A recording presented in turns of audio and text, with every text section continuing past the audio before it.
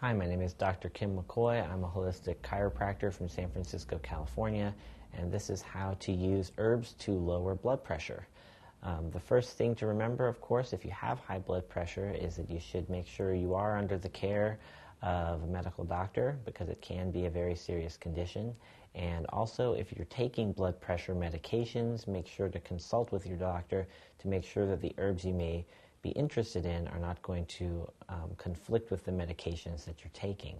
So 3 of the safest things that have been found to help with blood pressure are garlic, olive leaf, and hawthorne. And all of these have been shown so far to be safe even for people who are on blood pressure medications.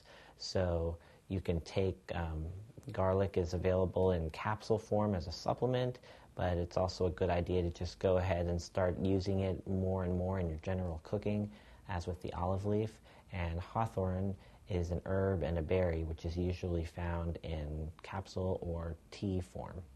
And that is how you lower blood pressure using herbs.